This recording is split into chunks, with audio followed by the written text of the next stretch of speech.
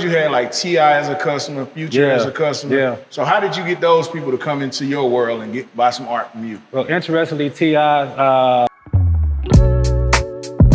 This is Terrence Alexander. And this is Israel, right? We told you guys we was gonna let you into some of our conversations, so we would be interviewing Art by Anderson today. He's an amazing artist. He has art with all your favorite rappers, from Future to T.I. to Rick Ross. You name it, he probably done did a piece with him. So we bring you into his world and let you see some of his pieces. Let's go. All right, this is Anderson, man. I got a couple of questions for you, man. Yes, sir. Yes, sir. I wanna know, how did you get started in art? Oh man, I've had this conversation several times. My aunt, when I was a kid, she used to come over to our house all the time.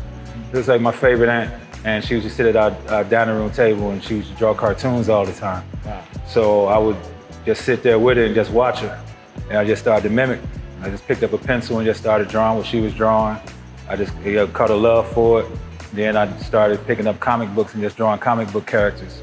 I wanted to be a illustrator for like DC or Marvel when I was a kid, so I just drew a lot of comic book characters like Superman, Spider-Man, Batman, all of them. That was my introduction into art. What year would you say that was? Man, I had to be like 70 something, man. I'm thinking probably like 77, somewhere around there. Yeah, I was real young. Okay, so what's the first piece you had in the gallery, if you remember? The first piece I ever had in the gallery, it was literally, 2022, was 11 years ago, around this time, near the pop-up gallery in Brookhaven, right down the street. That was my first gallery showing. I had 5 pieces. The big piece was a piece, checkerboard, about a 60 by 60 piece I did, which sold, first piece I ever sold, my first gallery showing. A now friend of mine, Doctor, who purchased it back then. That was really my first piece.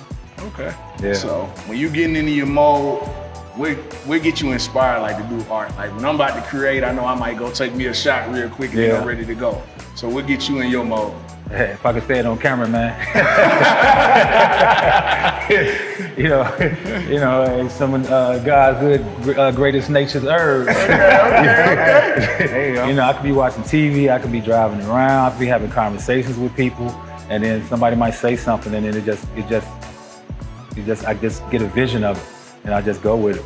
So us as creators, you would say like God's good greenery, and then like you inspired by just regular conversation. Right? Yeah, just regular conversation. I'm just having some conversation with a friend of mine, and he said, man, you should do a money piece. And this was a few years ago. As soon as he said that, I saw the immediate final piece in my head. So do you ever have any pieces like in your head you can't sleep till you get up and like do it? Yeah, all the time. Like the one that's sitting, to my left, right behind you, which I'm sure we'll cover. That was one that's been stuck in my head for a long time. Okay. And I saw the finished product as soon as I thought about it, and that was 4.5 months ago. Okay. Yeah. So I know myself, I buy a lot of the mannequins. I done bought 1-2 mannequins from you. Yeah, they appreciate dope. that. So what inspired you to do those? It was just really an accident, man. A friend of mine said I had these mannequins. She works over at Neiman's, and she brought them through. They just sitting there in the studio, and I just kept looking at them every day. So I'm just walking around with a couple cans of spray paint, and I just started spray painting them, and then it just kind of evolved from there. And the first 2, I set them in the window. Rest in peace, Kevin Samuels. He used to come down all the time to the studio, and he ended up purchasing the first 2 of them that he put in his podcast on the background, and things just kind of took off from there. That's dope. Yeah, so if I'm not mistaken, are you the first Black-owned art gallery in the Buckhead Shops area? I believe One so. of the first, if not the first? I believe I am the first. How does that make you feel? That makes me feel good as a Black You gotta man. make some noise. Yeah, man. Make some noise for that. That's Black excellence. Yeah, that's Black excellence, man. I mean, I've been in this area for so long, so it just made sense. I know the area, but when the opportunity, came about, to have my own thing, people, there was some talking into it, but I made it make sense, and I was like, having the first Black-owned gallery in here with over 90% of the art on my wall is all, people of color. So in an area like this, it's just really unheard of. So I'm glad I'm able to bring that vibe to this area. That's dope. What would you say are like some of the biggest challenges you go through, if not in just being an art space, but just being a business owner, period? Just some of the biggest challenges is just the unknown, really. Like the day-to-day. you know, I had to take off my artist hat and put on a business hat. You know, I did photography for years, you know, so I had my own, like, you know, little photography business, you know, when I first moved here, you know, 23 years ago, you know, but then the transition into just the art world and just knowing about the art world and being real familiar with the art world and just how art is moved, and then just trying to transition that business into this business. And you know, it's been a lot of ebbs and flows, but, you know, I'm a street kid from Chicago, man, so it's just, it's all about the hustle for me. You see, I got You the, dig you what know, I'm see, I saying? got the Chicago Cubs, man, you know, I'm a Sox boy, man, South Side, man, you dig? So. That's what's up. That's what's up. But yeah. What would you say is like a cheat code when it comes to art? Like something that people need to know, but they don't really know about art. Like if they're trying to get into it or be an artist, or The first thing I always say is education, and being educated about art and the art world. Like a lot of us, as far as black folk, we're really not educated in art. You know, we see stuff on the walls, we see stuff in magazines, on TV, and it's appealing to us, but we don't really know what really goes into it and the history of, you know, of art and the whole art, you know, construct. You know, so I think, like, first and foremost, as far as black folk, we just need to educate ourselves and be educated, you know, why art is important, you know, why art is an investment, why art, you know, invokes certain emotions in people. And that's just because of, you know, all through the history. You know, you look at black artists like Ernie Barnes, you know, like David Driscoll, you know. Elaborate a little bit on who those artists are. But Ernie Barnes, if you're ever familiar with the show Good Times, and you see the paintings in Good Times that JJ is doing, you know, especially in the introduction with all the people in the pool hall, you know, that's a famous Ernie Barnes piece. Oh, that the one with the pool stick. So shout out to Ernie Barnes, man. Make some noise for that. It's a very famous picture for sure. Yeah, you see that in a lot of places. Yeah, you know, so like, you know, as a kid, you know, seeing stuff like that, you know, and you know, coming from a black man, you know, it gives a kid like me hope that, you know, even watching the show, JJ painting. Yeah. And it give you self-esteem. It give me self-esteem and pride as an artist. Yeah. So. Exposure to like stuff outside fine of the norm. art, right? Yeah, right. that's dope. I would ask you another question. So, if somebody was to buy a piece, how would you say they put a value on that piece? I mean, literally, it really depends on the artist. You know, you have emerging artists, and you have, well, you know, very well established artists, and then you have what they call the blue chip artists, and then so forth and so on. You know, but if you're just an artist just starting off, it's kind of hard to gauge your value because you're still trying to make a name for yourself. You know, someone established, you know, like myself.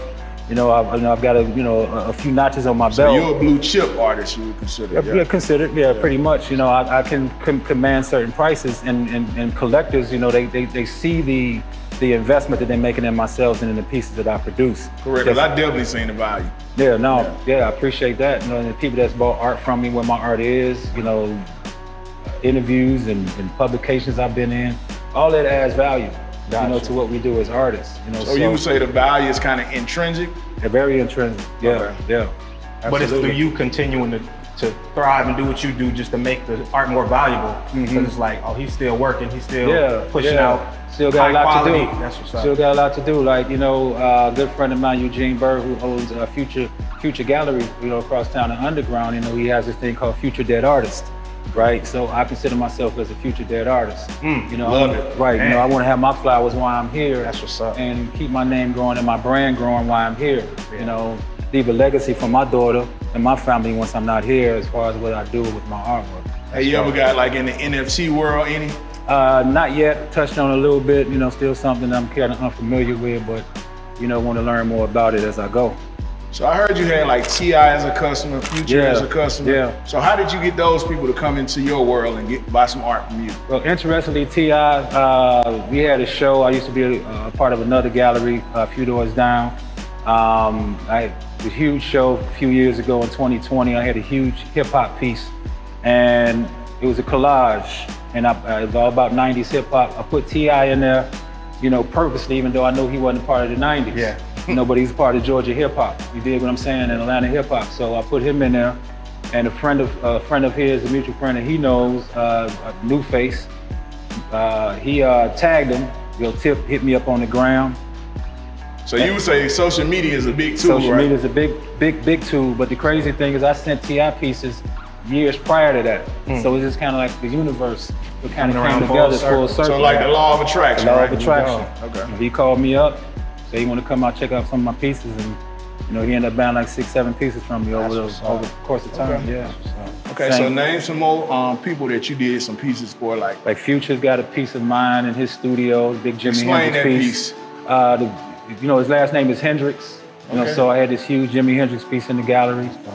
Tip showed it to him. He grabbed that, put it in his studio over in West Midtown. Cam Newton's got 2 pieces in Fellowship, cigar bar downtown. He's got a huge piece in his private lounge. So y'all see my boy do not play, and I got some of his pieces too. Yeah. You know, man, right Don't here. forget about me. You know, he done copped, Terrence Alexander, man. He done copped some pieces from me, man. You know, got a piece in Atlanta Airport, in the food court. Bow Wow's mom, you know, she jumped on the mannequin series with me as far as Kevin Samuels, the late Kevin Samuels, just to name a few. You know, so that's dope, man. Working. Yeah, that's working, man. Working. Getting that brand out there. So one thing, in the last and final question, how does an artist, like you sell so much of your art, so what do you keep for yourself? Sometimes I just keep stuff that just is near and dear to me. Like I create something that I don't want to show to nobody. I just kind of feel like I'm just gonna keep it for myself, just put it on the wall at home. Sometimes I've done that, but I throw it on the wall at the gallery. But for most cases, I'll keep it to myself because it's just one of those things I just like to see every day. Dope, man. Yeah. So, man, thank you for everything, man. Yes, sir, man. I appreciate We'll show you, y'all brother, some of the pictures, man. Thank y'all for tuning in. Yeah, man, yeah. And we have more coming for y'all. Let's go. Let's get it.